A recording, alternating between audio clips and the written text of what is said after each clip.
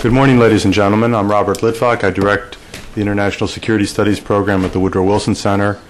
On behalf of the president of the Woodrow Wilson Center, Lee Hamilton, I'd like to welcome you all to the center for today's special event. For those new to the center, the Woodrow Wilson Center was established by an act of Congress in 1968 and is the nation's official living memorial to President Woodrow Wilson. It is a nonpartisan institute for advanced study and a neutral forum for open, serious, and informed dialogue, such as we will have today. Today's program is brought to you by the Project on Leadership and Building State Capacity at the Woodrow Wilson Center. It's directed by Howard Wolpe. Former Congressman Wolpe is out of the country, hence I am sitting in for him today in the chair. The Leadership Project seeks to promote more sustainable approaches in international conflict prevention and post-conflict reconstruction. The project conducts leadership training programs designed to promote trust, negotiation skills, and collaborative governance in societies emerging from conflict. Today's event is presented in partnership with the American Academy of Diplomacy and the RAND Corporation, and we're delighted to be partnering with those two distinguished institutions. The increasing threat to global stability posed by fragile or failed states has invigorated the debate about how to better integrate the three key pillars of U.S. policy: development, defense, and diplomacy. And in so doing, how to make them all more effective in regions susceptible to ethnic conflict, pandemic, terrorism, food insecurity, and corruption. The concept of coordinated defense, development, and diplomacy agencies, sometimes called 3D, has resonated with many policymakers and practitioners, as experience proves that sustained peace and development often require a robust and balanced approach of efforts. In many cases, success or failure in stabilization of fragile states will have significant political and strategic implications for the United States. Good grief.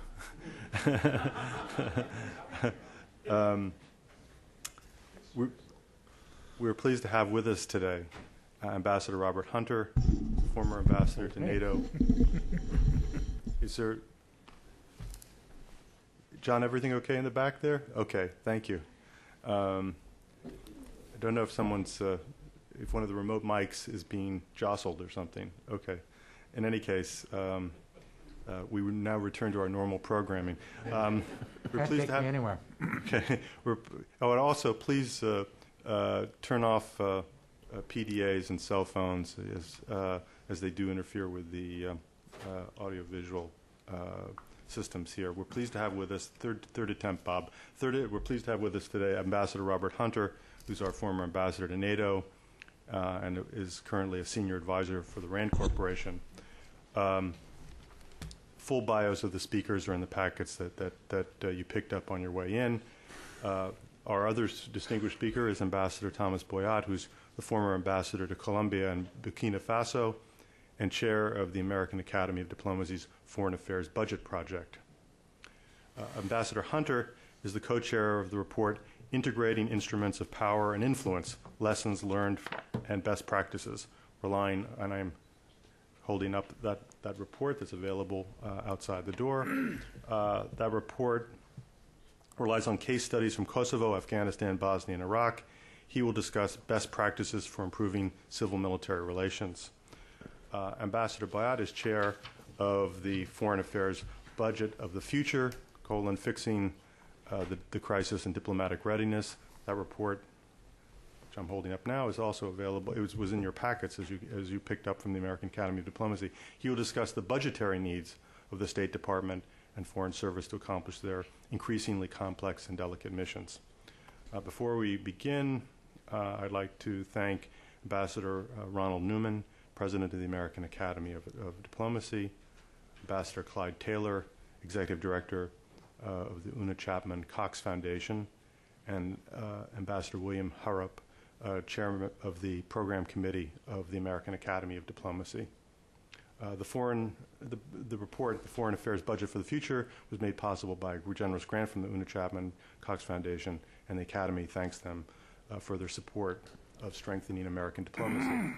Now, with that, I'll turn the floor over to our two speakers. The format will be each of them will speak for roughly 20 minutes to summarize the key findings of the respective reports in which they were involved. Then we'll open it up for discussion and comments from the floor. So with that, Bob Hunter, the floor is yours.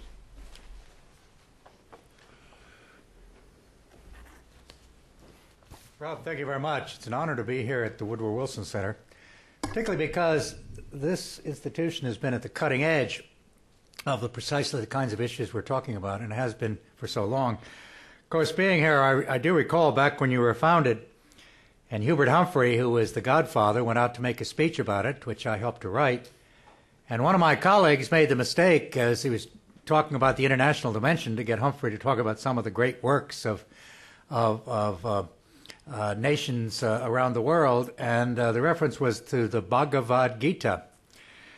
You can probably understand what Hubert Humphrey did with that phrase. He was the guy who talked about the appointment of Spiro Agnew to be the nomination to be vice president. He said this is the worst appointment since the Emperor Kaluga made his horse a consul. But Humphrey was a guy with a great vision. And the great vision, Rob and others have come to pass. Timing is everything in this business. Timing. Yesterday we had the announcement of a change of American military leadership in Afghanistan, in part because of the importance of getting right the very kinds of things we're talking about here today. After a number of years in Afghanistan, the message has finally come across about the manner in which the military and the non-military have to work hand in glove, not just in theory but in practice. Now, whether the new commander of the two different forces are out there, rule number one is don't have two different forces, but that's a military issue, not directly a civilian. Whether he can do it or not is another matter. We also have just seen the appointment of a new ambassador to Kabul, following on the distinction, very distinguished role played by the President of the Academy, Ron Newman, whose father was also ambassador to Afghanistan. I've joked that if he can get one of his children to go there, they get to retire the cup, but we shall see. Karl Eikenberry was a general at NATO most recently, and also served in Afghanistan, which gives him a fantastic opportunity to understand the way in which these things have to be integrated. And it's interesting to see who his deputies are. I wonder whether my foreign service people can tell me about this, but I think it may be without precedent.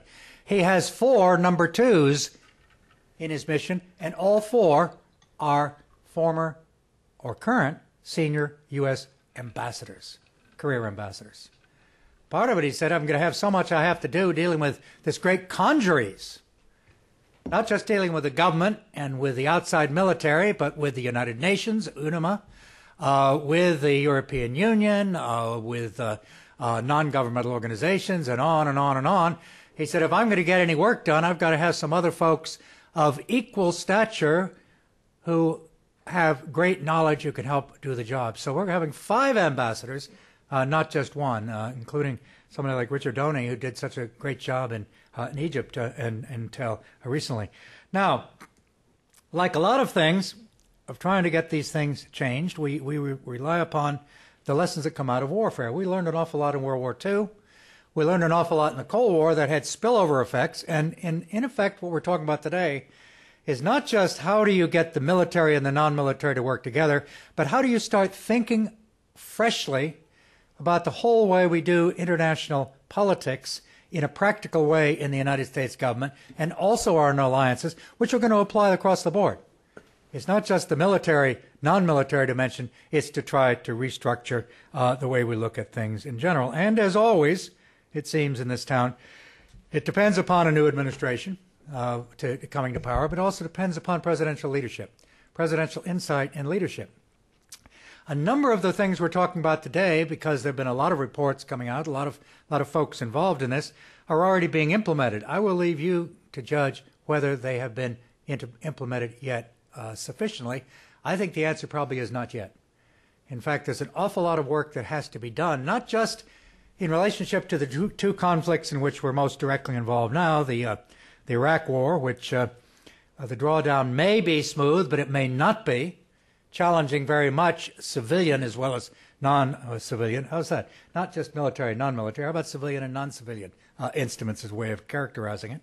But also in what's now called AFPAC, the Afghan-Pakistan region, where getting that right in terms of the overall process is going to be absolutely critical.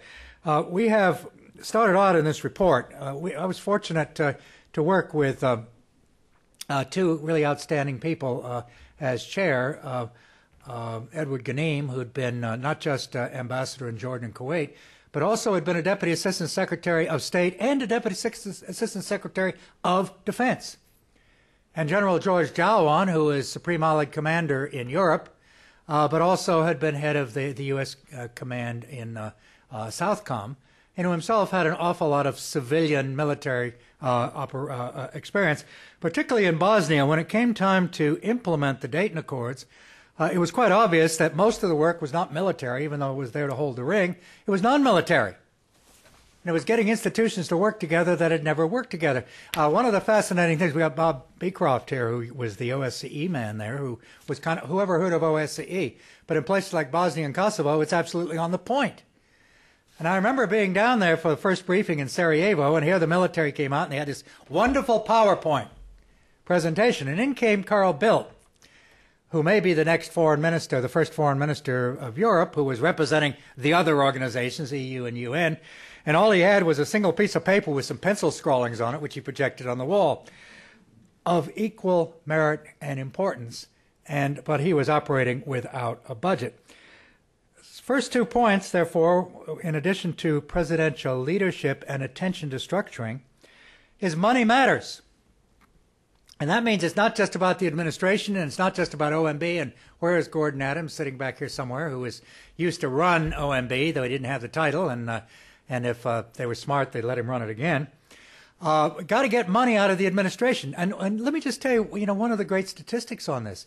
If you take, and there are enough people in this room who understand budgetese, there's a thing called the 050 account, right, OMB, which is the military stuff. And then you have the 150 account, State Department, all foreign aid, military, non-military, the international institutions. You take those two pots of money and you look at them, and the ratio is 17-to-1.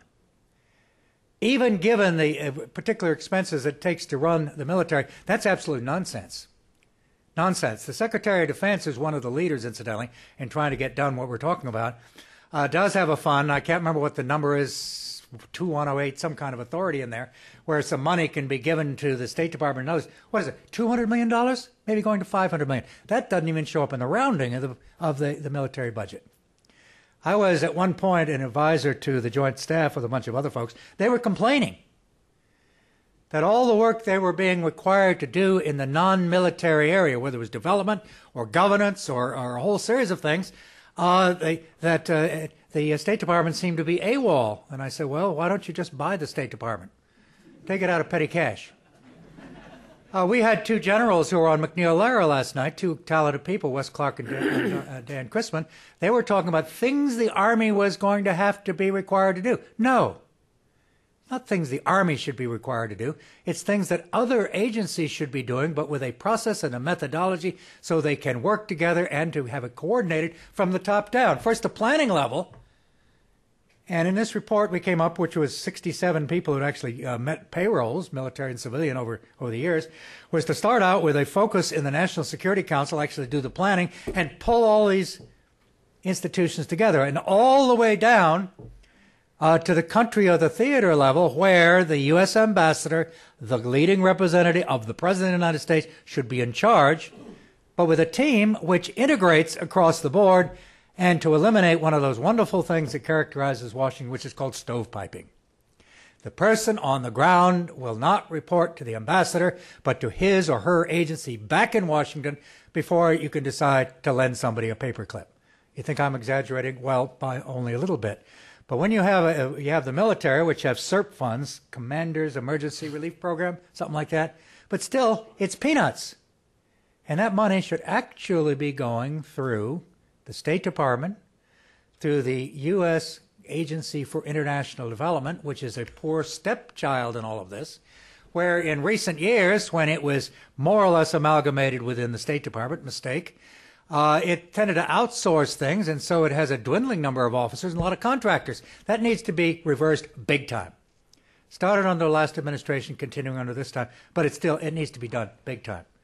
On top of which, we have a lot of U.S. agencies that should be out in the field, which aren't there at all. Afghanistan, which has not only a fantastic potential agriculturally, has an awful lot of water apparently, not too far down if you tap for it, but also has a huge requirement, even if you talk about poppies and alternative cropping.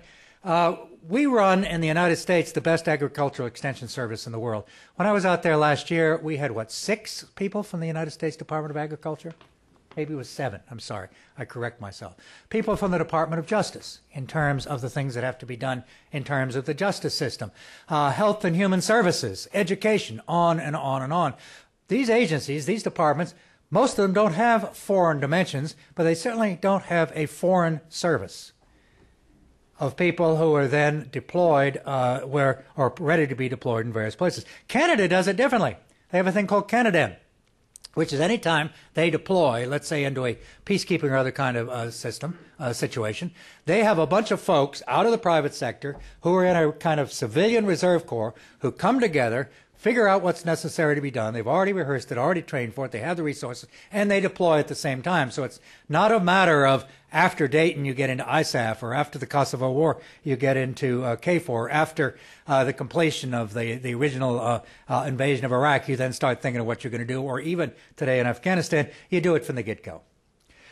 So money matters, but that also means Congress has to be involved. And the Congress, if anything, on these matters is even more dysfunctional than any administration. Because, what is it I think somebody was saying on Afghanistan? There were 180 committees that had to deal with it, something like that. Nonsense.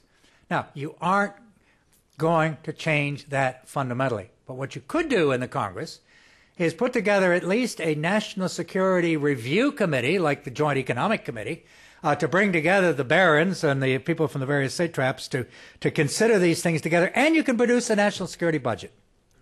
Believe it or not, it doesn't exist. It doesn't necessarily have to be an operational budget to start with, but it ought to be at least a shadow budget so you can see what the various costs are, and you can start computing what the requirements are and decide when you want to move money from one place to another. Problem, of course, is dealing with rice bowls. And that requires leadership in the Congress and in the executive branch to recognize we are in a new era, and you ought to be able to take a situation in which we have people, forces on the ground, and honor them by getting this system right, not just within the conflict, but post-conflict and pre-conflict, kind of like a Star Wars prequel, to do those things so you may not have to reach for the military instrument. We talk a lot about it in American politics, but this report and what Tom is talking about and some others say, how do you actually do it? So it's not just a bunch of talk and moves forward. Now, one of the things we consider is, what about changing the National Security Act? That's always a wonderful thing. No, we argue against that. There is so much authority in the current act, so much capacity to run the National Security Council, you just add people at will.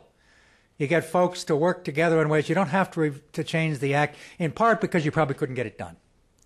And like opening up a lot of things like constitutions, you got to wonder whether you were right to do it in the first place. Now, you might have to do it if you can't get the leadership out of the President and the Congress, including on the budgetary side, but we recommend against it. Now, some other things when we get out there, this is mother's milk to people in the Foreign Service. You have to recognize when we have deployed forces in another country, it's their country. We sometimes forget about that. It's their country. And working with them and not against them is the way to do it. And that means, among other things, we have to ratchet up the training function throughout the foreign echelons of the American government in terms of cultures, in terms of religions, in terms of history, in terms of saying yes, please, and no, thank you, but so we can deploy people who know what they're doing. We had, at RAND, we had some colonels come around and tell us on a counterinsurgency project things they were doing in Iraq. And we had a guy come to see us, lieutenant colonel in one of the big American outfits, who was responsible for 1/6 of Baghdad. He had nobody, he had no interpreters. Fortunately, he had a guy from Chicago who had been born in Cairo. He said, now you're my interpreter. Wow. Well, we got to get that all changed. And among other things, we need a lot more training that's across the board. The military spent about 1/3 of their careers in school. That's not true in the Foreign Service. In fact, they've eliminated the senior course at the Foreign Service Institute. Stupid. We need to take the National Defense University and turn it into a National Strategy University. Cross-fertilization. And this is bad news for people perhaps in the Foreign Service. There was a thing called Goldwater Nichols, which made possible, to a great extent, success in the Persian Gulf War, 1991, and in the subsequent conflicts, because people finally had to break down the barriers. We need an equivalent to Goldwater Nichols in the civilian side. You want to be ambassador, you want to be an assistant secretary, you want to be a undersecretary of agriculture? Well, you need to have this kind of cross career participation. It's going to be hard to get people because one of the things, of course, is there has to be a strong military component to provide security for people. Otherwise, they won't do it. Oh, and the other thing, of course, as we go into these other countries, modesty is in order. What we can do and what we can't do. Anybody who's actually served in the field know that, but often we get that wrong in the United States. Only a couple of other things I'm going to mention, particularly, as I say, authority to folks in the field to call upon the resources they know they need, because people in the field are going to know it far better than anybody here in Washington does. And no end of special envoys can make up for that, or for an effective interagency system. We need political advisors to every military commander all the way down, and we need military advisors the other way around. We need to have cross-fertilization in state and defense to a much greater degree. And yes, we need to do a few other things. One, we need to recreate the United States Information Agency. I'm sorry, that was a really stupid decision.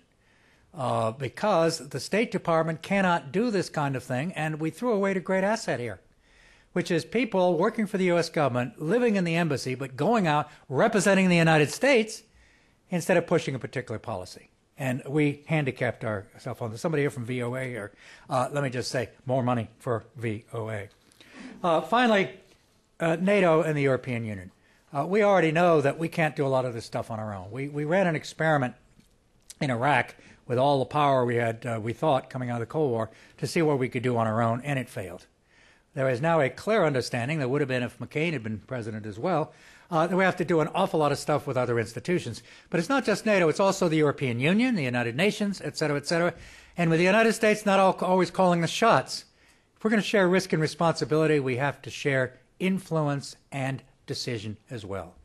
That includes things like breaking down the barrier between NATO and the European Union, which still is a Chinese wall, and that makes no sense. We have to lean on our Turkish friends to get them to change that.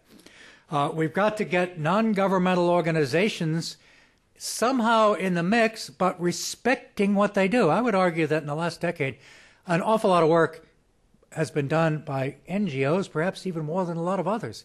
90% of the NGOs in existence today weren't there 10 years ago. Well, that's a problem if you go into particular zones. Some want nothing to do with the U.S. government and the military.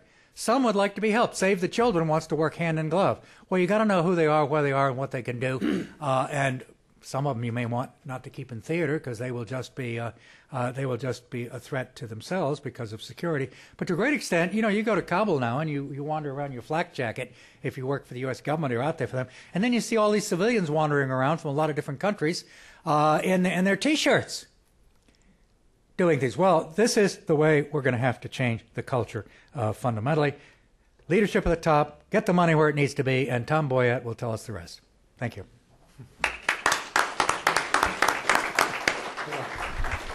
Over to you, Tom.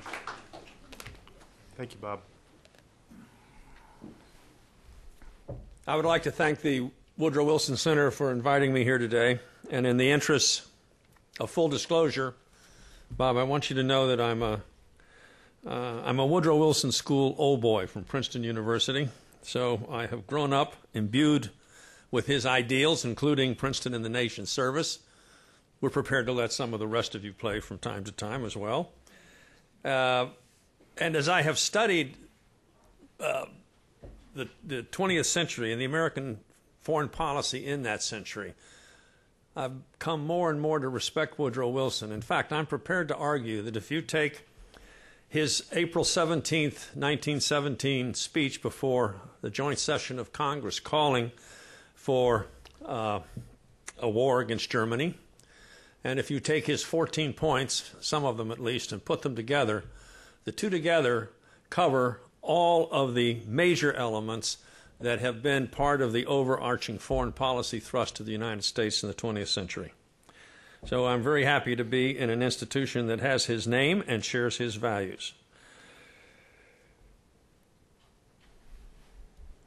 Our report, the bottom line in our report is the assertion that at the end of 2008, the Secretary of State did not have sufficient people, sufficient funds, or sufficient authorities to prosecute the foreign policy of the United States. I don't have time this morning to spend to spread out a long description of how we got there. But suffice it to say, there are just two realities in that you should concentrate on. Between the end of the Cold War, 89 to 91, and 2008, the foreign affairs agencies and the 150 account lost 30% of its funds and 30% of its people. Over that same period of time, there was a series of developments.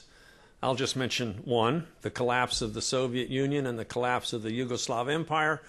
Two countries where we had two embassies, within a very short time became 20 embassies, with all the fixed costs that was involved. So we've been facing a reality of increasing responsibilities and decreasing resources for something like 30 years. Looking at the strains that was creating, those of us who care about the Foreign Service and the State Department and all the foreign affairs agencies under the 150 account initiated a struggle to increase those resources. And this didn't happen recently. It happened in the 1990s. And we worked on that for a decade or so, relying primarily on exhortation, on trying to convince secretaries of state to seek the resources and promising to help them and support them if they would do so. Only Colin Powell did that. And it was clear that wasn't going to be enough. That reality, combined with a sense on the part of many of us in the American Academy of Diplomacy that the stars were beginning to line up for a serious pursuit of more resources for the civilian diplomatic dimension of national security power. In 2007, we were coming up on a new administration. The realization that we did not have enough resources on the soft power side was spreading. Particularly interesting was the fact that the Secretary of Defense, Robert Gates, was one of the most effective and consistent spokesmen for more resources for the foreign affairs agencies. And the whole situation looked full of promise to us. And in 2007, in the summer of 2007, our executive committee determined that we would execute and develop what we called a zero-based budget. It turns out it really wasn't a zero-based budget, but it was a budget that began not with last year's numbers, but that would begin with missions of the agencies under the 150 account and then build up. If these are your missions, how many people do you need to accomplish them, and how much money does that involve? That was the process on which we began in 2007. Well, we have in the Academy, it has approximately 200 members. You have to be elected to the Academy. You can't just join. Maybe that's a bad thing. Maybe it's a good thing, but that is the situation.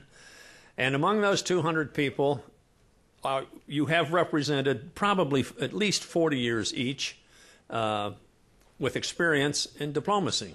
So that's 8,000 years of diplomatic experience. Diplomatic experience in every country in the world, in every rank in the Foreign Service, from vice consul to career ambassador, and in every functional activity within the Foreign Service.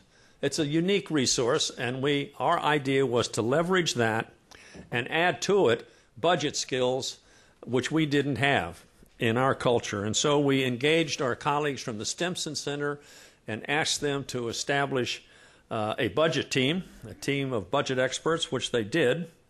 And then we proceeded to develop the report on the basis of a dynamic going between the Academy, an advisory group which was composed of Academy members and other distinguished Americans, and the budget team which was researching and drafting the report.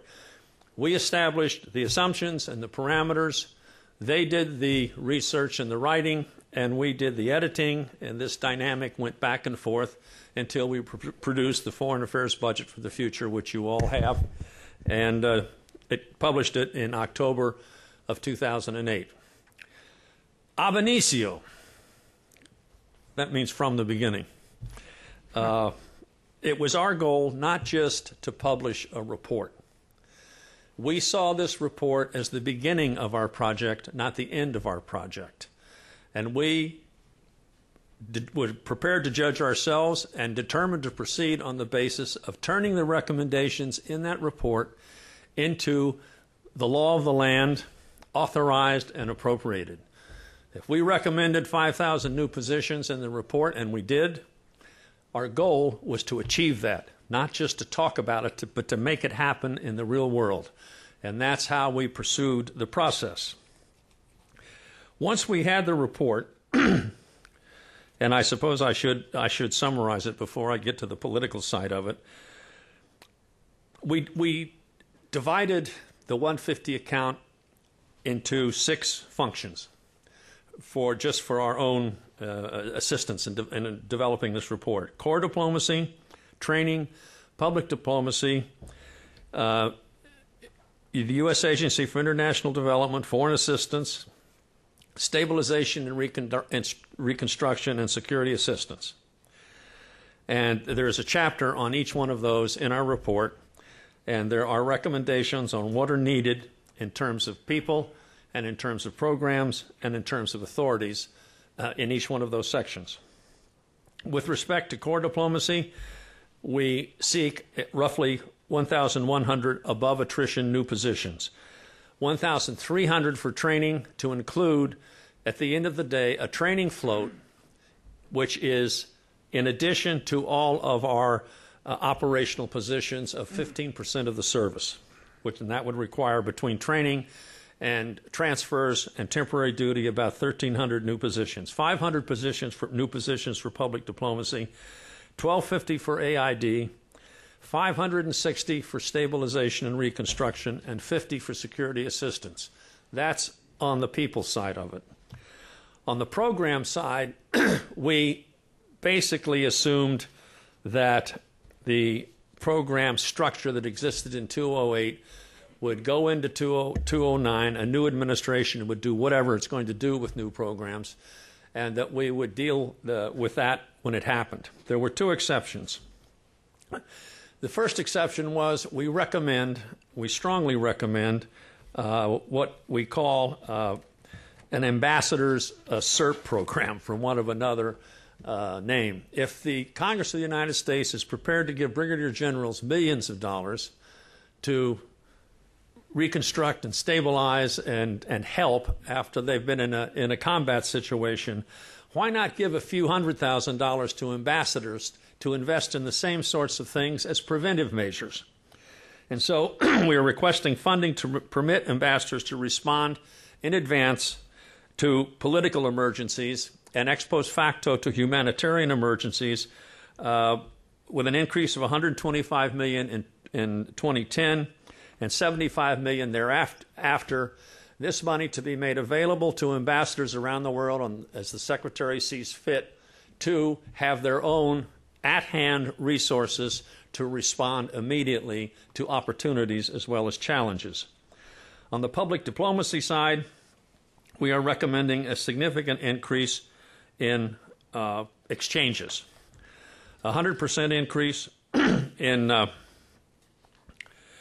the academic exchanges, 50% increase in student exchanges, and 25% in youth exchanges, as well as additional activities in the internet world where a lot remains to be done, and we're requesting the people and the finances to do that.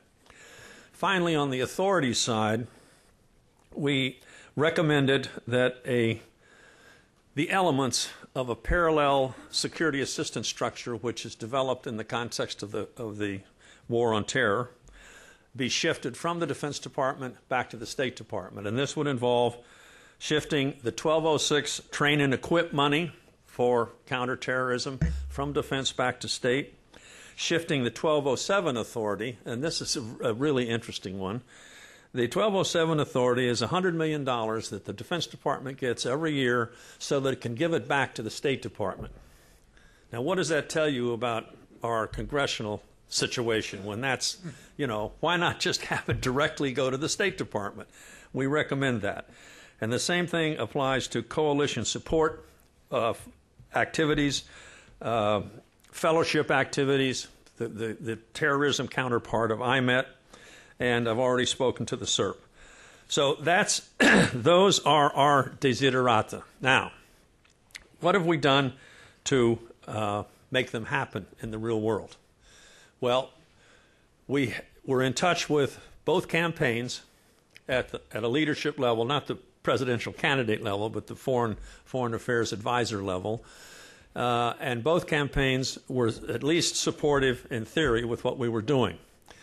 We've been working with the relevant committees on the Hill since October of 2008, authorizers and appropriators, both houses, both parties, chairman and ranking members. And again, there is broad-based support for what we're trying to do. It has evolved into, in the real world, in that additional positions have been allocated both by the 2008 Bush administration supplemental and the 2009 Obama supplemental, the last supplemental, and the 2009 budget. And all in, the numbers are roughly, I believe, that something like 1,000 positions for the State Department, 350 for AID, and interestingly enough, several more, and I'll get to this in a minute, for stabilization and reconstruction. In the 2010 budget, and I wouldn't understand this if it wasn't for the very good budget report that Gordon Adams and David Glaudermans do at the Stimson Center and publish periodically. But it looks like the numbers for, and I guess you can correct me if I'm too far wrong, Gordon, but something like 800 core diplomacy positions, another 400 security officers for the State Department, another 350 for AID, and if I read the numbers correctly, something like 600 for stabilization and reconstruction. So if you take what has happened in 2008 and 2009 and add what is through OMB and on the Hill for 2010, then of the 5,000 positions that we are seeking above attrition, 2,500, roughly half, are now either through the congressional mill and part of the game, or they're about to happen, or at least to be debated and discussed. So we are making significant progress where we want to make it. Now let me switch briefly to stabilization and reconstruction. This is extraordinarily interesting because, and you were very wise to select this as the focus, this is a train that is leaving the station. It has a huge momentum, and let me just talk about that briefly, and then I'll sit down and let you ask questions. Stabilization and reconstruction didn't begin until 2004, at which point it was clear that we as a nation were having a real problem with the civilian dimension of what was going on in Iraq. Looking at that, Secretary Powell decided to do something about it, and he assigned Bob Pearson, who's with us today, to do something about it. And Bob did that. He developed the Office of Coordinator for Reconstruction and Stabilization, reporting directly to the Secretary, and thus the office became S/CRS. And that happened in 2004. Late in 2005, National Security Presidential Decision, NSPD 44, was promulgated, directing that the Secretary and the State Department would be the lead in stabilization and reconstruction activities, and that it was also the Secretary's responsibility to coordinate the other agencies of government in this effort. In the 2006 to 2008 period, the coordinator did a significant amount of activity with fairly limited resources in the Sudan, in Chad, in Haiti, in Liberia, and of course contributing to what was going on in Iraq and Afghanistan on the PRTs. In 2008, Secretary Rice proposed a major initiative called the Civilian Stabilization Initiative, which was essentially an effort to build a Foreign Service Reserve, something that we've been working for a long time. That is, and it eventually became law. And what it consists of is an active component of 250 people, largely staffed by state and AID, who are ready and available for immediate deployment to pre- or post-conflict situations anywhere in the world. Secondly, a standby response corps of 2,000 people employed by a variety of federal agencies who will have an additional specialty, that of crisis management, and who will be available to participate in surge activities on short notice. And beneath that, an additional reserve component of 2,000 people from the private sector with specialized capabilities and training who will operate just the same way that the military reserves do. They'll be called up to active duty, and they'll get paid, and their jobs will be waiting when they get back. And in the meantime, we will pay them and train them. That was authorized in 2008.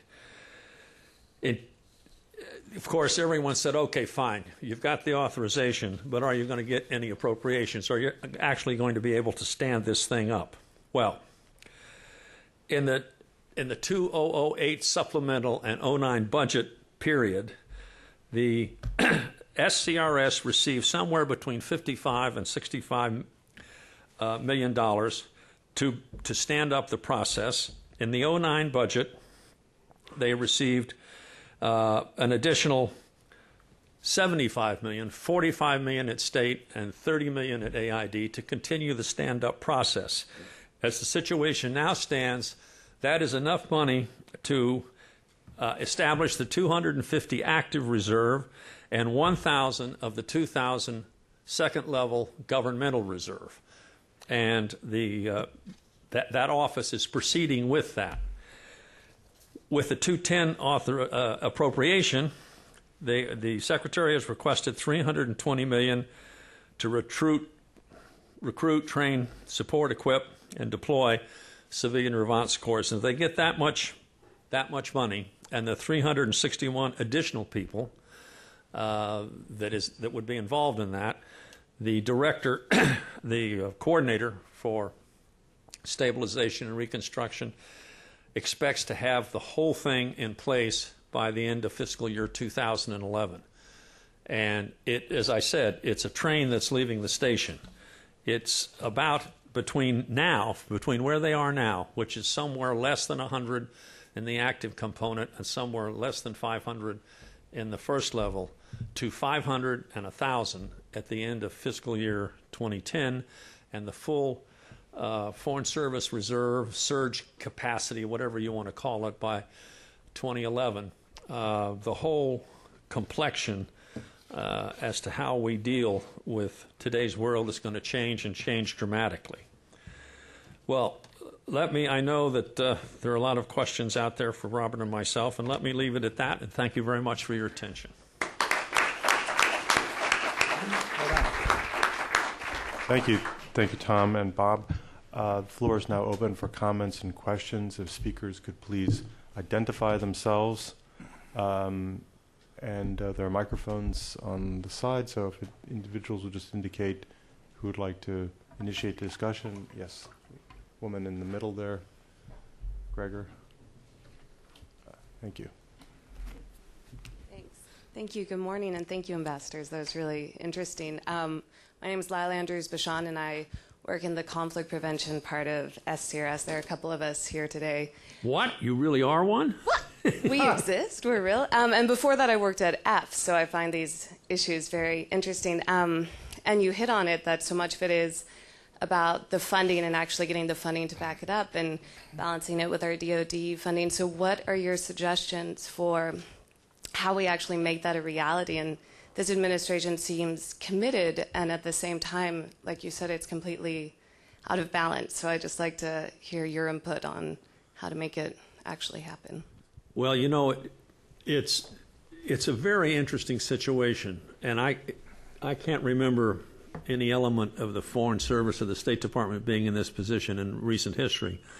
But we almost have more money than we have capability to spend the money in the SCRS area. Never say that. Come on. Well, never. Okay, but it is going to be it's going to be challenging to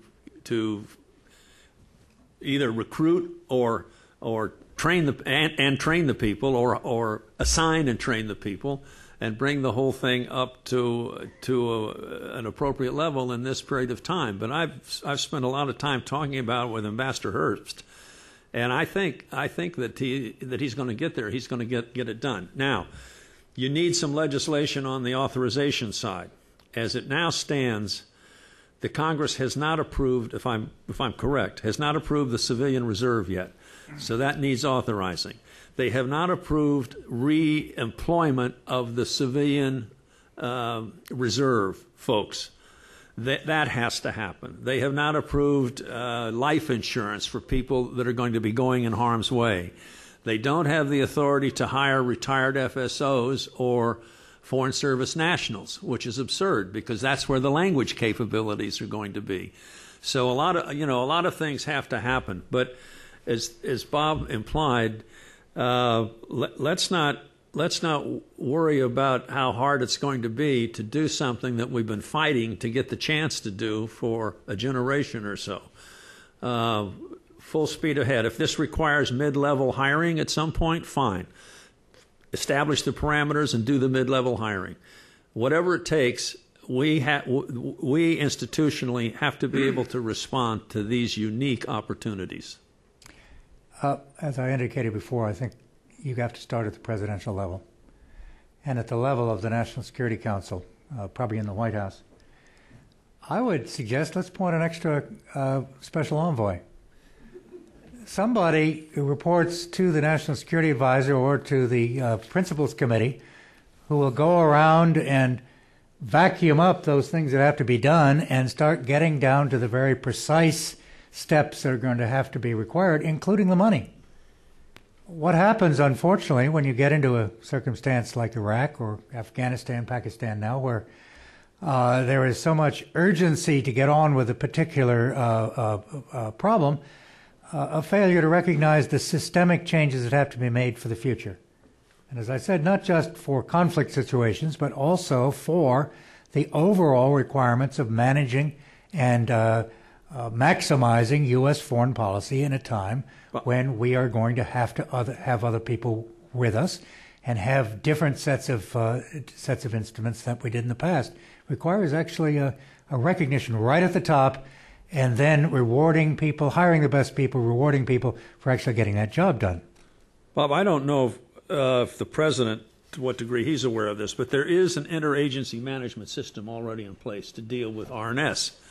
And it's co-chaired by the coordinator for Stabilization and Reconstruction and the regional assistant secretary involved, wherever it might be, and the regional director of the National Security Council, the NSC staff. And this thing was blessed by the deputies committee of the previous administration. Whether it survives or not, I don't know. But there is something in place at the White House I level. love that. Not senior enough.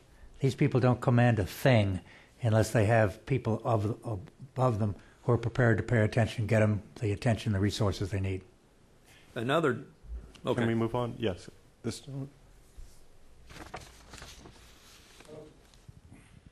Robert, this is mainly for you, but could you identify yourself? Yes, please? I'm Bob Bcroft, and thank you for your reference to the OSCE. I have to say that I was fortunate to have both Bob Pearson and Bob Bcroft on the team at NATO when we recreated the new NATO.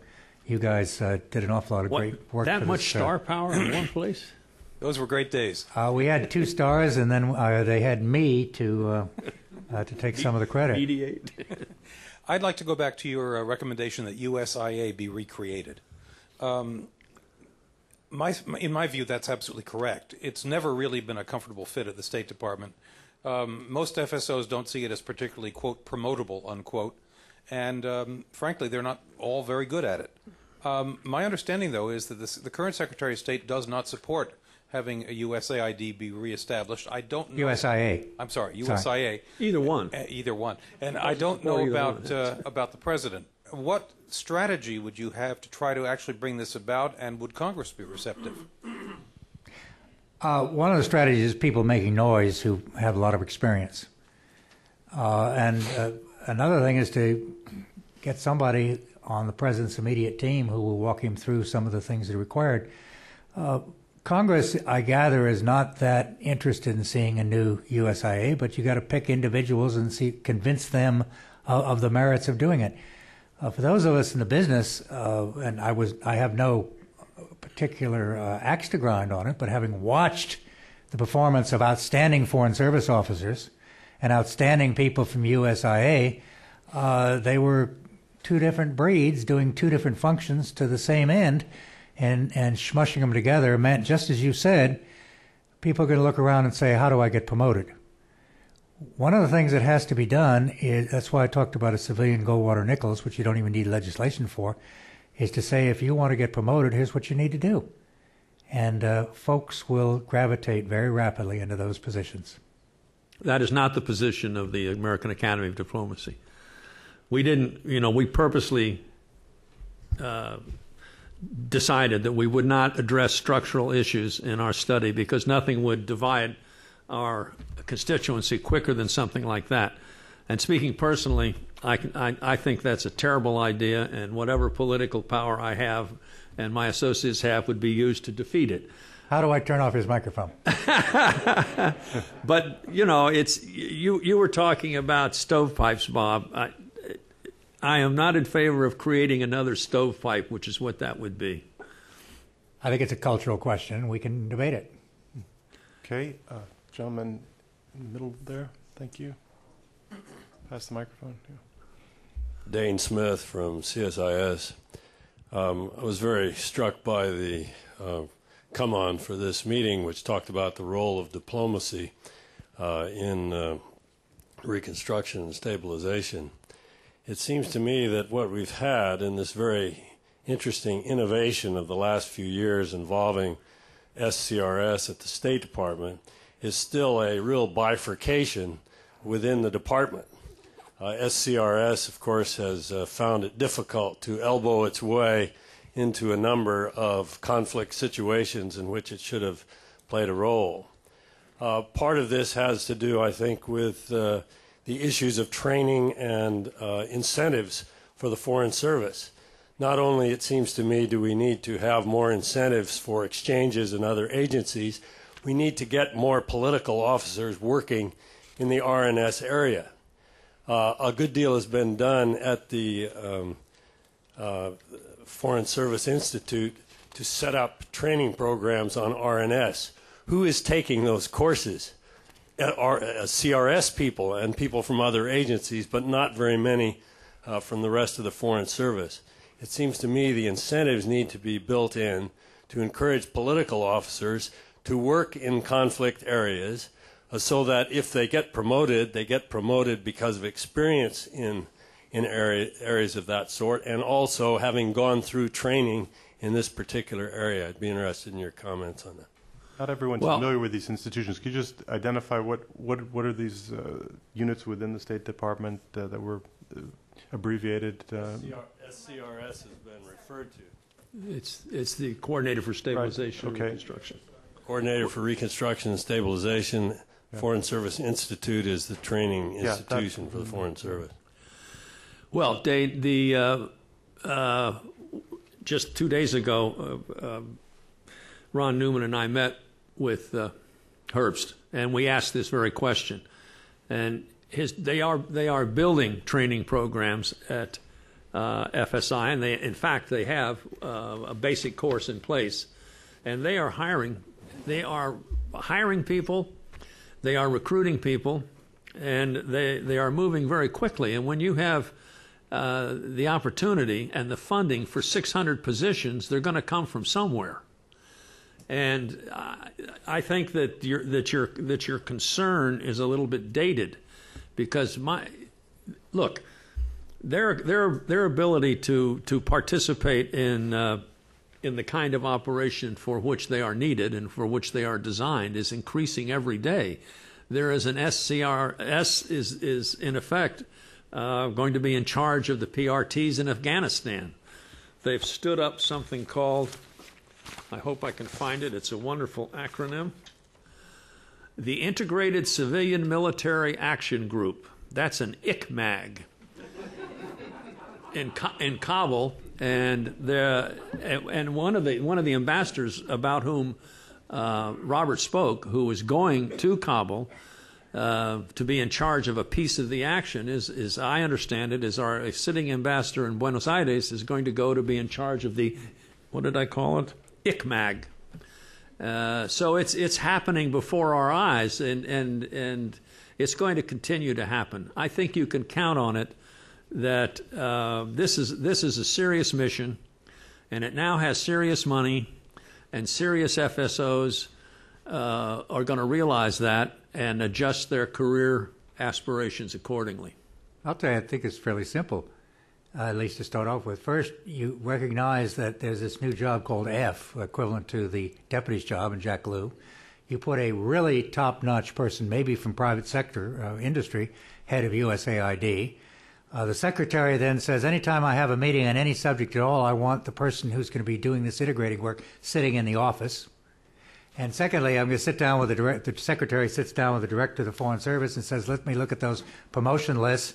And if there's somebody on the promotion list who doesn't have this kind of effort, maybe he or she's going to have to wait another year, and let's promote those people who've done it. That'd take about 15 minutes to get what I just said done.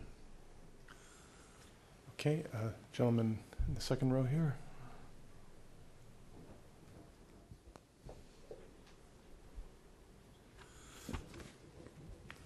Yeah, Chairman, freelance correspondent. This will be the government issue. It said there's an office in the State Department do the coordination of this stabilization and reconstruction. Why not just have an office of this in the State Department for the device of the program and coordination with other federal agencies, include the Department of Defense, and all the funding go to this office. And if this is too big for the State Department, I suggest maybe put this in national security in White House. Thank you. Well, my view, and I think I indicated, is that you've got to run this out of the NSC.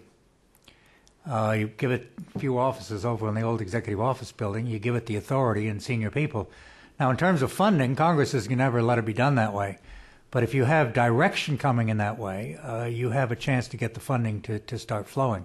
But unless you have an interagency process that is close to the president, that requires people to work together on this, it's just not going to happen. You can't put it in any individual agency. Somebody was arguing earlier, just before we came in, about whether you have a separate cabinet department to do this. I don't like that idea, because if you take a specialized set of issues and put it in a cabinet department, then they may become the poor stepchild of everybody. And the folks who actually have to provide the personnel on the ground to do the work are going to slough it off because it's not their job anymore. Or you keep in the State Department and report directly to the NSC. Well, the Secretary reports directly to the President. And the Secretary is in charge of this. And she is clearly taking it very seriously, which is why the function is getting the resources that it's getting. But I would like to say something a little bit more general about the gentleman's question. From my perspective, the question itself reflects what I call the Washington prejudice. There's in Washington, from the Hill, the think tanks, and just around town, there are thousands of people who are discussing international affairs and foreign policy and diplomacy and development who have never seen it up close, let alone ever done it. And the thing that everyone has to keep in mind about diplomacy is that whether it's core diplomacy, traditional diplomacy, reporting, representation, negotiation, whether it is development diplomacy, trying to develop economies, reconstruction or stabilization, public diplomacy, it doesn't matter what it is, somewhere in the world, in the 189 or 90 countries where we have representation, there are people on the ground that are doing that. That happens overseas. It doesn't happen here in Washington. And the reason that it has to be in the State Department is because the State Department has the troops out there now, trained in languages that can do it. And it's a question of we can mobilize them, we can work hard to get the authorities right, and to make the interagency aspects of it happen. But if all of those are perfect and you don't have any people out there, nothing's going to happen. Here you can consider competent and authority. Yes. Well, Okay. as I indicated before, you need, and as Tom did, you got to push the responsibility for spending money much lower. And you got to give walking around money to your ambassadors and others. The folks who can decide whether you build help folks build a road or you put it into something else, they aren't the people back here in Washington with the green eye shades. They're people actually on the ground. We have an extraordinarily competent group of people out there in state and USAID and everywhere else who are not given a chance to do their job. If we do that, we're going to get a lot of this done. But Congress has to be willing to see people who know something on the ground spend the money without somebody looking over their shoulder every 5 minutes. Any other questions or comments? You need to think of ambassadors as community organizers. Well, Now, that's not a bad thing. Maybe we could sell that to the president. Damn right. With a little walking around money. Look, the basic thing is that one of the things I've been impressed with is the amount of fermentation there's been on this issue. Fermentation and ferment. An awful lot of people with an awful lot of experience from the ground up and also analytically from the top down are coming together to figure out that the United States, if we are going to do what is best for our country and in the process is best for others because the two are absolutely interconnected, requires some basic changes in culture, in organization, in empowerment of the individuals who do it, and the money to be able to be effective. This is the future of translating the advantages the United States had at the end of the Cold War into practical results. The striking thing is we now spend on military affairs more than all the rest of the world combined. And yet that isn't producing what we need to produce in terms of shaping circumstances and helping to prevent conflict and helping to get on with the agenda for which there is very broad support in this country, because the system itself and the way it's organized in so many respects is lagging way behind not only what needs to be done, but the perception of the community of people out there that Tom just referred to who knows what needs to be done. Lead, follower, get out of the way. And right now, in some respects, Washington has to get out of the way of the things that are being done very effectively. It's one reason we have so darn many NGOs is because people get frustrated waiting for government to do things and are taking the effort into their own hands. We need to get behind that. There should be an NGO representative in the White House. Somebody to make a lot of noise, a private sector representative making a lot of noise. No point just sitting there and saying yes sir, no sir. Make the noise. Sam Lewis. Another interagency individual with great experience. Sam Lewis from the American Academy. You know, as I've listened again, and I was part of the RAND study group, and very impressed with the emphasis on getting field experience translated into a document of this kind.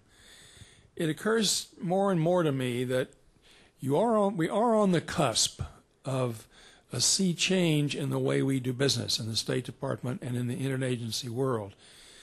But we are on that cusp at the moment when, whether or not it continues and gets grounded into this culture, I think depends on what happens in the Afghan-Pak theater. Over the next 5 years, I'll bet you, this is where the game plan is going to be played out. And if it doesn't play out well, all of this is going to end up being reversed down the road. Now, I haven't heard much here about how it's really going to work, particularly in the Afghan theater.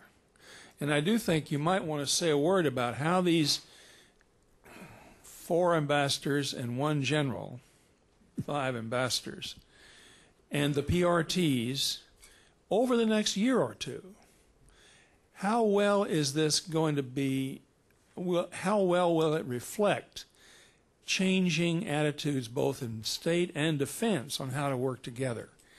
You know, it's interesting. I heard that Lara show last night too, and the 2 very able ex-generals both referred to the Corps' experience in Vietnam, and both talked about it as being something that civilians did and we didn't pay much attention to. And a lot of State Department people were those civilians. But this is a different game, and they are paying attention now. But I don't have a sense of how it's actually going to play out yet in the field. Now, you listened to a lot in the course of this study. How do you think it's going to play out? Is it going to push us over into the new era, or stall out and push us back in the old one? What did you say your name again was? Sam, you just got yourself a job. Oh, it's Bob Comer. Oh, remember Bob? Yeah. Bob. I mean, that's a great question, but and nobody knows the answer because the game is afoot right now. It's really right now starting to be afoot. But I do think that a lot of very smart, tough people recognize the problem, Sam, beginning with the Secretary, and then Dick Holbrooke.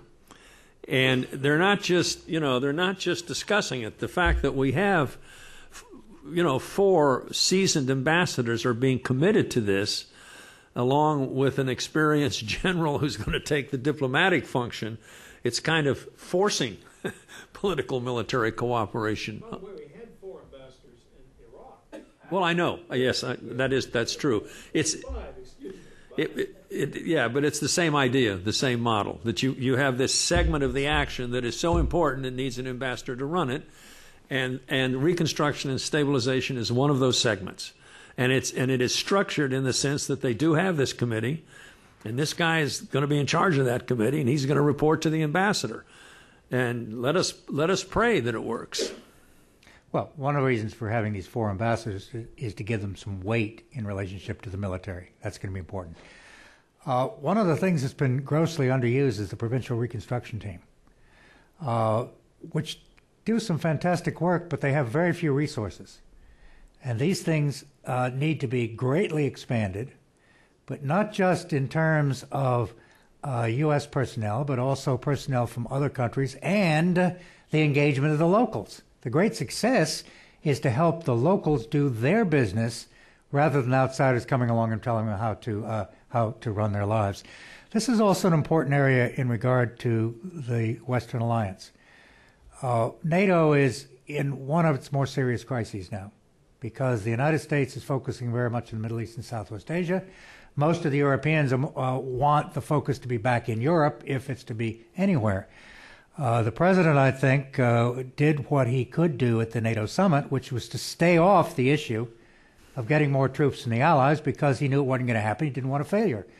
Well, there's one thing the Europeans, even the ones with caveats who don't believe that something happening in Pakistan is going to be visited in downtown Paris or Lisbon or someplace, which is to do what they are extremely good at, many of them, which is to provide efforts with provincial reconstruction teams in governance and reconstruction, development, a whole series of things, some of which are a lot better than we are, have a lot more experience than we do. And it's a way for them to get credit, if we were prepared to understand this is an integrated process, rather than just saying if you don't have troops there and they don't go fight in place X and Y, you aren't pulling your weight.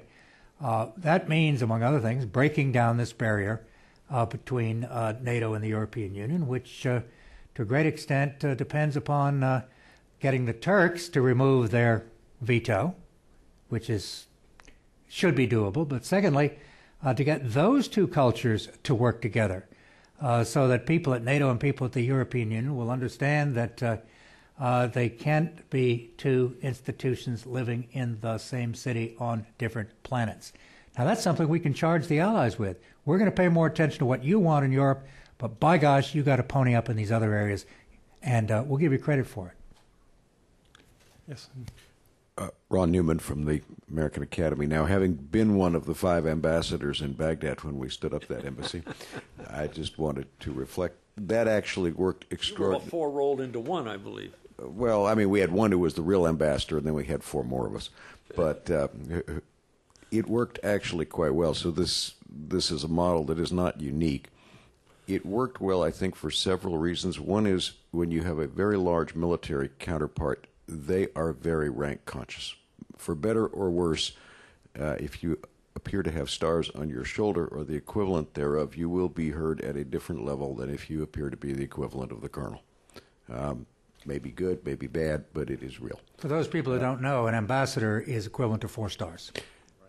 The second thing is that it has a unique working, it had, we'll see how it works in Afghanistan, but it was actually quite a unique working experience because while none of us doubted that Ambassador Negroponte was the real ambassador, it was collaborative at a senior level in a way that I have never seen in 37 years in the Foreign Service.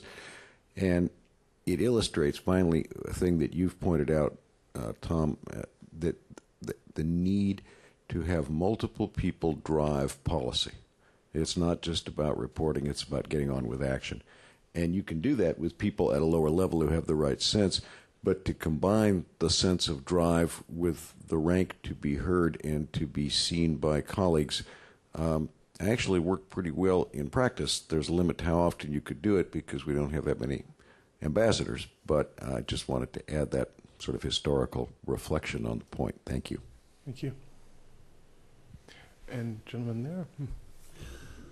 Thank you. My name is Art Westneat. I'm with the College for International Security Affairs at the National Defense University.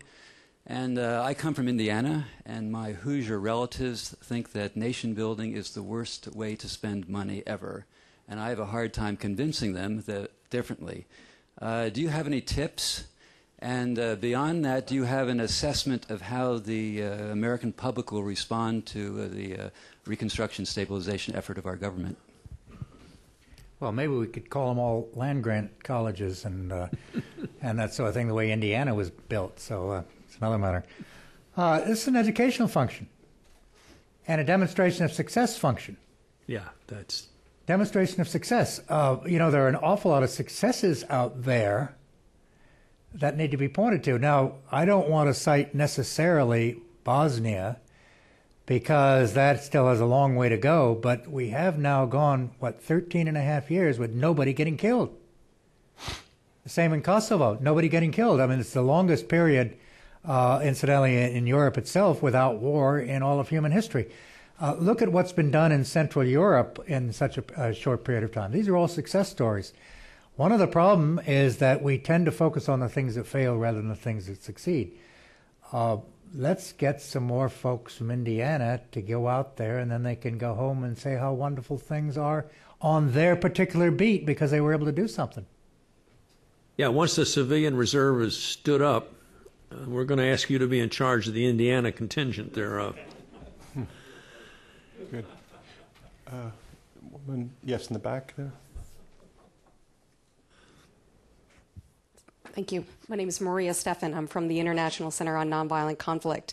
My question has to do with your point about ambassadors being community organizers, which sounds sensible to me, and this idea of PRTs being an under-tapped resource. Does your report reflect on specific strategies for engaging with local stakeholders in places where there are ongoing stabilization reconstruction missions? And if so, what are those strategies? Thanks. The short answer is no, it does not. And the reason is because we had to define what we were going to deal with, and we had to put some limits on it. And that was also one of the early decisions that we made, was that our report was not going to be an effort to tell the Secretary of State how to run public diplomacy or how to run stabilization and reconstruction or how to run economic development. That's for another day and another group and another report. We restricted ourselves strictly to the problem that we saw. And incidentally, let me point something out to all of you. There are this little book by the Center for U.S. Global Engagement. It's called A Report on Reports. In the last 2 or 3 years, there have been 20 reports on the national security system, focusing on diplomacy largely in the State Department and the foreign affairs agencies, as well as the Defense Department. 20 in the last 3 years. Well, I know my experience with reports on the State Department go back to the Riston Report of 1954. That's 55 years. And someday you'll get it implemented. Exactly. 55 years, at least 100 reports telling the State Department and the Foreign Service what they need to do to be effective. Do you know that not one of those reports in over half a century ever took a look at the threshold question? And the threshold question is, do we have enough people to do the missions, whatever they may be, and however they're structured? Nobody had ever taken a serious look at all the numbers until we came along in 2008 and did it. And one of the reasons that we were able to do that effectively, I think, is because we did build a wall around ourselves. The question you raise is a very good one. And somebody should be working very hard on how to deal with the issues that you raise from this point forward. But the answer is we did not. We focused like a laser beam on the numbers. Well, let me make a suggestion. I don't know if it's on the internet, but there is a PRT handbook put together by people who actually did it to try to get the best practices from PRTs run by different countries, which tend to be organized differently, but they come up with some common assessments and innovation. It's out there if you want to find it. And it's one of the great things about what's going on now, which is the great decentralization. The number of very talented people from so many different countries who are able to travel and who are willing to travel, who are energized, and who go out and want to do effective things, and who are producing the results from that in cross-fertilization through the internet and elsewhere. A related point to that, I should say, is that there is a great advantage with other countries being engaged rather than Americans. Like it or not, it is often easier for a European or somebody from Malaysia or Indonesia or Latin America to go into a circumstance and work with the locals, not branded Made in America. That may change over time, but right now that is not a universal benefit. Good. Last question to the gentleman there. Ken Nakamura at CRS. What's CRS? Congressional Research Service. There was a lot of discussion as to whether the civilian agencies would be able to stand up and participate in take on this new additional role in foreign affairs. The administration's FY 2010 budget request, I think, has asked for 180 additional slots for training, but it seemed to put the emphasis on foreign language training, especially the hard languages. When Ambassador Hunter was talking about the need for training, he talked about the need for language skills, about the knowledge of cultures, the knowledge of history. What I was wondering about, in many respects, this sounds like core diplomacy.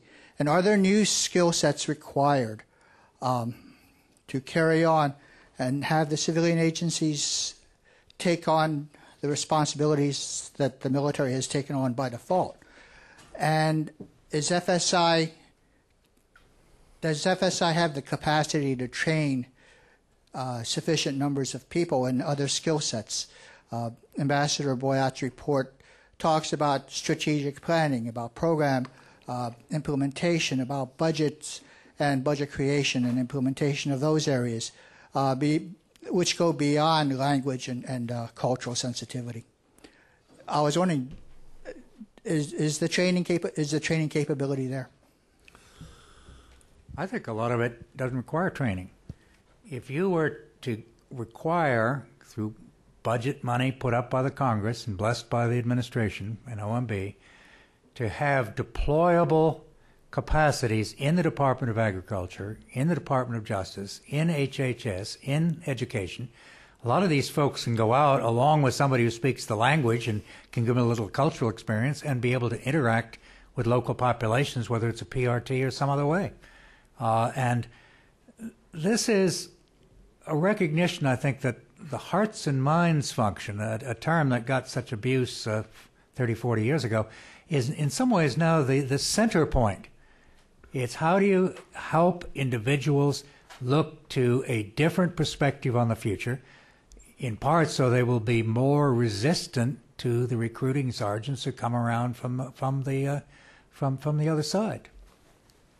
Incidentally, if you're at CRS, may I suggest that you subversively put in all of your reports to your members of Congress things to this effect, because an awful lot of it is on Capitol Hill, the changes that have to be made. And the fact that we still have, unfortunately, a far more insular Congress than we can afford in the outside world. The best teaching cadre for construction, reconstruction, and stabilization is people that have done it, Ken. It's not academics. That's right. All right, this isn't theoretical. And where is there a reservoir of people who've done reconstruction and stabilization? In the foreign affairs agencies under the 150 account. It's not as large as we would like it to be, but what exists is there. And if we have enough money, and which means that then we have enough positions, that we can take these people offline and put them into FSI. I mean, FSI is a building, and there's a hell of a lot of room out there. If there's enough money, and that over time we're going to have enough experience, and it's already begun, by the way. There is a 2-week, I've forgotten what they call it, power course or something for stabilization and reconstruction. Well, then the next iteration it'll be 4 weeks, and the one after that it'll be bigger, and there will be people who actually have done it teaching it. So, potentially it's there, but let me say this. You're never going to find out whether it can be done. You're never going to find out whether the capability is there if you don't have the money and the people to try, to make the effort. And I think that the military, they do have the money and the people, and by and large, their effort has not been all that successful. People in uniform, in other than combat situations, are not all that welcome as nation builders. Look at AFRICOM, which can't even find a home on the continent. It is a civilian discipline. It is something that should be done by civilians. And in order to develop and to stand up the training capability as well as the operating capability, we're going to find out whether it can be done or not. It isn't going to be theoretical. 2 years from now, we'll know. As Sam said, see what happens in, what is it, AFPAC? That's right. Sam said 5 years. We have to resist the idea that we're going to have a sudden fix for these problems. It's not going to happen. This effort, which can be very successful, is something that's going to take years and years. And 10 years from now, we're going to be able to look back, if we do it right, and say, we made this transition past the cusp in a new era, and we've got a lot of folks who've done a lot of very good work, some in government, some are not even near to government, but reflecting again what is the best potential of this country historically and also into the future. I think, though, to pick up on Sam's comment and the question about kind of Indiana, there's a sense, we are in year 8 in Afghanistan. So the president goes to the NATO. It's not like it just happened and you're trying to get the Europeans to put in more. There's enormous frustration, and I think one would acknowledge, if in the study sort of brings it out, success, works in progress in Kosovo and Bosnia.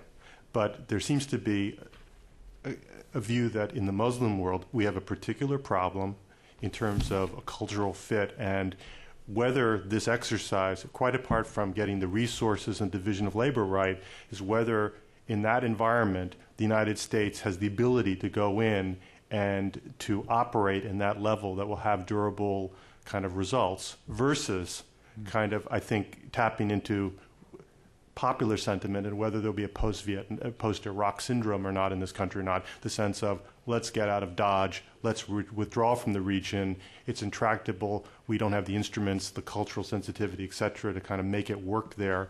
And there are proposals that essentially the United States, this is sort of a radical kind of alternative and probably not a practical possibility in the realm of policy. But an MIT professor said, look, our policy toward Afghanistan should be drive-by interventions. That it's an intractable environment. We can't get a result there.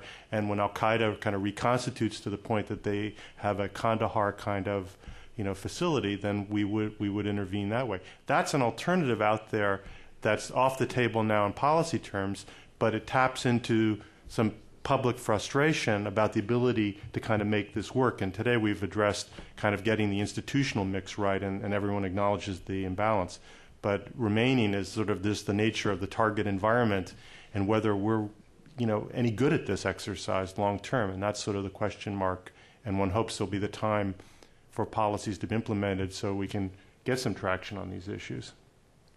Well, if the exercise that you're talking about is nation building. Yeah.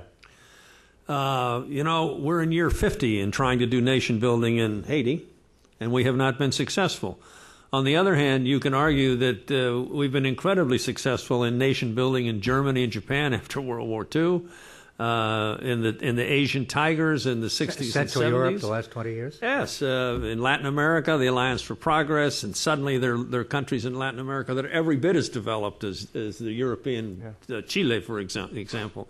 So if you look at, and this gets back to Woodrow Wilson and his concept of engagement, if the goal of the United States over the last 100 years has been to increase democracies and encourage economic development, we have been a huge success. How many developed economies were there in 1900 and how many democracies? 10, maybe 15, I don't know, not a lot, and today there are 100. So if you accept that that was the goal of our policy, it's awfully hard to argue, A, that our policy was not effective in the long run, and B, that we're not good at nation building. We've been successful as hell. It just we haven't been successful everywhere and under all circumstances, and we're still learning. Well that's okay. That's a good antidote to some creeping pessimism. And a good place to leave today's discussion. So please join me in thanking... Wilsonian optimism. Bob, thank you.